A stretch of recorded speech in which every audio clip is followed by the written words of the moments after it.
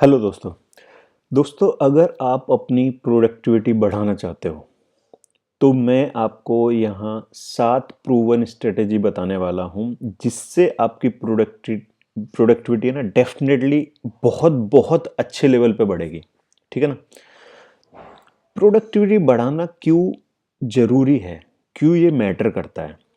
क्योंकि अगर आपको सक्सेसफुल बनना है, अपनी लाइफ में सक्सेस अचीव करनी है ना, तो प्रोडक्टिविटी है ना एक कॉर्नर स्टोन के जैसे काम करती है। चाहे आप बिजनेस कर रहे हो, चाहे आप जॉब कर रहे हो, चाहे आप होम मेकर हो, चाहे आप स्टूडेंट हो, प्रोडक्टिविटी कई सारे तरीके से आपको हेल्प करती है। आपकी परफॉर्मेंस को बूस्ट करती है, आपके आउटपुट को बढ़ाती है और आपको अपने गोल की तरफ लगातार बढ़ने के लिए प्रेरित करती है। ठीक है। तो प्रोडक्टिविटी के लिए जो पहली और दूसरी स्ट्रेटेजी मैं जो बता रहा हूं वो है डिलीजेंस, मतलब अनवेवरिंग फोकस। मतलब ये है कि जैसे अगर आप कोई टास्क कर रहे हो ना, तो डिस्ट्रैक्शन फ्री होके वो टास्क करो, पूरा फोकस उस टास्क पे रखो। प्रोडक्टिविटी का मतलब ये नहीं है कि आप ज़्यादा टाइम स्पेंड कर रहे हो, उसका मतलब है कि आप हाई एफिशिएंसी से काम कर रहे हो कि नहीं। ठीक है ना। हर मूवमेंट को मैक्सिमाइज करने की कोशिश करो। जब आप काम कर रहे हो ना तो उसमें अननेसेसरी इंटरप्शन नहीं लेके आओ, जैसे कोई चैटिंग करने लग गए, मतलब बीच में ना कुछ इररिलेवेंट टास्क करना शुरू कर दिया। ऐसा नहीं करना है। जब आप टास्क कर रहे हो ना तो अनवेवरिंग फोकस के साथ वो टास्क पे फोकस रखना है और वो कंप्लीट करना है। दूसरा दूसरा ये है कि जब आप टास्क कर रहे हो उस समय थोड़ा सा ना पावर ऑफ अर्जेंसी भी रखो। जैसे आग लग जाती है ना कहीं, तो फायर ब्रिगेड वाले किस तरह से एक्शन लेते हैं?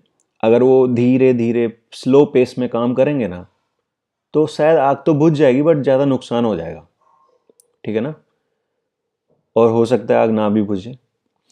ठीक है ना। तो सेंस ऑफ अर्जेंसी से हमें क्या होता है, हम एक पेस में काम करते हैं, हमारी एक पर्पजफुल स्पीड हम मेंटेन करके वो काम को कर सकते हैं। जैसे एक आदमी को प्रेजेंटेशन बनाने के लिए बोला जाए ना, तो पता चला वो प्रेजेंटेशन बनाने में 2 दिन लेता है। दूसरा आदमी 2 घंटे में या 3 घंटे में प्रेजेंटेशन बना देता है। अब वो बोलेगा मैं 2 दिन तक इस प्रेजेंटेशन पे काम किया, वो ज़्यादा अच्छा है कि वो 2 घंटे में जो 2-3 घंटे में जो प्रेजेंटेशन रेडी कर रहा है वो ज़्यादा अच्छा है? तो ये जो चीज़ें हैं ना, अगर वो एक मोमेंटम रखना है कि मुझे ये प्रेजेंटेशन खत्म करनी है, तो वो जल्दी कर पाएगा। 2 दिन जो ले रहा है ना वो भी जल्दी कर पाएगा। तो हमें ना थोड़ा अपना एक सेंस ऑफ अर्जेंसी रखना है। जो काम कर रहे हैं ना उस काम को जल्दी से करने के लॉजिक में भी काम करना है। ऐसा नहीं वो काम शुरू कर दिया, हाँ ठीक है जब खत्म होगा तब खत्म होगा, ऐसा नहीं करना है। ठीक है ना। अब तीसरी और जो चौथी स्ट्रेटजी है वो ये है, हाई इम्पैक्ट टास्क जो है ना, हाई इम्पैक्ट वाले टास्क जो है ना उन पे फोकस करना है। ठीक है ना। क्वालिटी ज़्यादा मैटर करती है क्वांटिटी से। मतलब ऐसा जरूरी नहीं है कि आप 5 घंटे कोई काम कर रहे हो वो ज़्यादा इम्पैक्टफुल होगा, नहीं।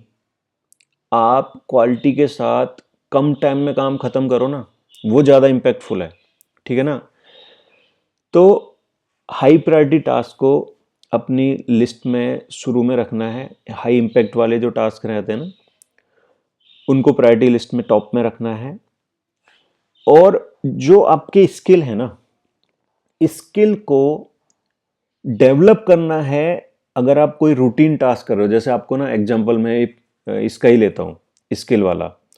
मतलब जैसे आपको ना बार बार प्रेजेंटेशन बनाने का आता है आपको, लेकिन प्रेजेंटेशन बनाने का मतलब जो पेस है ना वो बहुत स्लो है। आपको टूल यूज़ करना नहीं आता पावर पॉइंट के या कोई दूसरे जो प्रेजेंटेशन के आजकल बहुत सारे वैरायटी के प्लेटफॉर्म हैं, तो उसको आप सीख सकते हो, उसको आप शार्पन कर सकते हो सकता है किसी कलीग को अच्छे से आता हो, आप उससे पूछ सकते हो। कोई यूट्यूब पे वीडियो देखो, वहाँ कई बार बहुत अच्छे इनपुट मिल जाते हैं। तो मतलब जो चीज़ हमें बार बार यूज होने वाली है, उस अगर वो आज आपके अंदर कम है तो उसको आप इंक्रीज करो उस स्किल को। जैसे आप सीनियर हो रहे हो, आपके अंडर में टीम आने वाली है, ठीक है ना, 2-4 लोग आपको रिपोर्ट करेंगे, अभी आप इंडिविजुअल काम कर रहे हो, तो आपको वो रोल लेने से पहले ना टीम मैनेजमेंट का जो स्किल है ना उस पर ध्यान देना पड़ेगा, ठीक है ना। तो ये स्ट्रेटेजी 3 और 4 में हो गया कि हाई इम्पैक्ट वाले जो टास्क हैं उनको प्रायोरिटाइज करना, उन पे काम करना, ठीक है ना, मैक्सिमम एफिशिएंसी के साथ, और जो आपकी स्ट्रेंथ है, जो आपकी स्किल हैं, उनको अलाइन करना, उनको शार्पन करना, उनको बढ़ाना। जो आपकी वहाँ पे, जहाँ पे आप काम कर रहे हो, जिस प्रोफेशन में आप हो, या आप जॉब कर रहे हो, या बिजनेस कर रहे हो, या आप हाउसवाइफ हो, या आप स्टूडेंट हो, जो भी फील्ड में हो आप, वहाँ पे अपने उन स्किल को सुधारना, इम्प्रूव करना जो आपको बार बार यूज़ करने पड़ रहे हैं। जैसे आपको अच्छा खाना नहीं बनाना आता, एग्जाम्पल, तो आप अच्छा कुकिंग कैसे करते हैं ना, उसके यूट्यूब पे कोई चैनल देखो। आपको ना डेली रूटीन की जो चीज़ें बनाने में दिक्कत आती है ना, तो आप वहाँ से कई सारी चीज़ सीख सकते हो। किसी फ्रेंड को अच्छे से आता है, उसको आप इनवाइट कर सकते हो, उनसे आप हेल्प ले सकते हो, कुछ चीज़ें आप उनसे सीख सकते हो, इसमें कुछ गलत नहीं है। क्योंकि आप कुकिंग शायद डेली करोगे फ्यूचर में, तो जब कुकिंग डेली करोगे ना, तो कुकिंग अच्छी करोगे तो आप और घर वाले सब कोई खुश रहेगा, ठीक है ना। जैसे प्रोफेशनल लाइफ में एक्सपीरियंस है, ऐसे पर्सनल लाइफ में भी उस तरह के हमारे पास एक्सपीरियंस रहते हैं। जो स्ट्रेटजी फिफ्थ सिक्स्थ और सेवन्थ है ना, वो कुछ इस तरह से है। टास्क की बंडलिंग करना, एक जैसे टास्क को क्लब करना। उसमें क्या होगा, डिस्ट्रैक्शन फ्री होके आप जल्दी से वो टास्क कंप्लीट कर पाओगे। एक एक टास्क कंप्लीट करने में, जैसे एग्जांपल आपको 1 घंटा गया ना, अगला उस तरह का टास्क करने में आपको 1 घंटे से कम टाइम जाएगा। हो सकता है आप 45 मिनट में या 40 मिनट में वो टास्क कंप्लीट कर दो। आपका एक पेस बना रहेगा सिमिलर टास्क की वजह से। तो जहां तक हो सके रूटीन, जो मतलब एक जैसे दिखने वाले जो टास्क है ना, उनको क्लब करने की कोशिश करो। आपकी प्रोडक्टिविटी है ना बहुत अच्छे से बढ़ेगी। सिंप्लीफिकेशन रखो, कॉम्प्लेक्स मत करो स्टेप्स को, सिंपल स्टेप्स रखो। टाइम वेस्ट किए बिना जो ज़्यादा ज़रूरी है उस पर फोकस करो, ठीक है ना। हर चीज़ को अटेम्प्ट करने की कोशिश मत करो, जो ज़रूरी है। और स्टेप सिंपल रखने से ना मेंटल पीस रहती है। और ये जो सातवीं जो स्ट्रेटेजी है ना, ये बहुत बहुत काम की है। इसमें क्या है, जैसे अर्ली मॉर्निंग जब आप ऑफिस पहुंचते हो ना, अगर आपका जो रूटीन टाइम है उससे आप 15-20 मिनट पहले, आधा घंटा पहले अगर ऑफिस पहुंचते हो ना, तो वहाँ पे आपको एक कूल एनवायरनमेंट मिलेगा।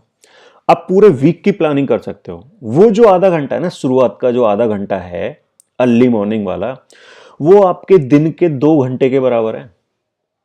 जब ऑफिस में सब लोग रहते हैं ना, उस समय के 2 घंटे वर्सेस जब मॉर्निंग में आप अकेले आधा घंटा अपने लिए निकाल रहे हो, अपनी टू डू लिस्ट बना रहे हो, अपने वीक की प्लानिंग कर रहे हो, वो इतना ज़्यादा मतलब प्रोडक्टिव रहता है, ठीक है ना।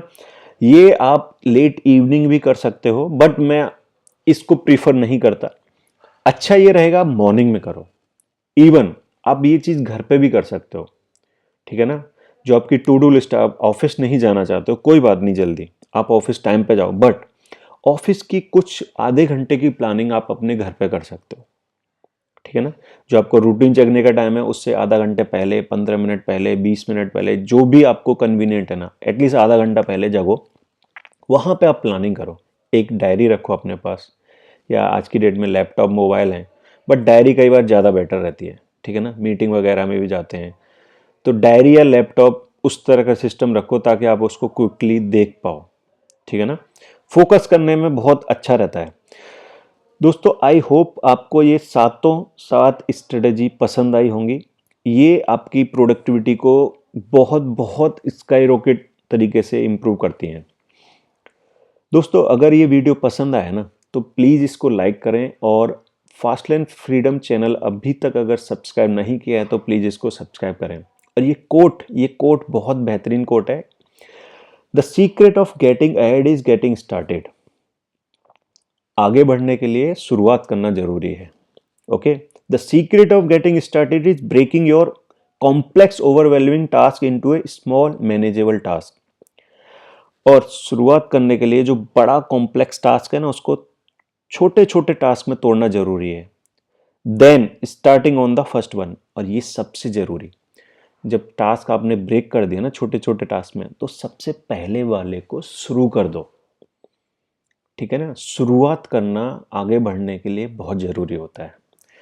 थैंक यू दोस्तों।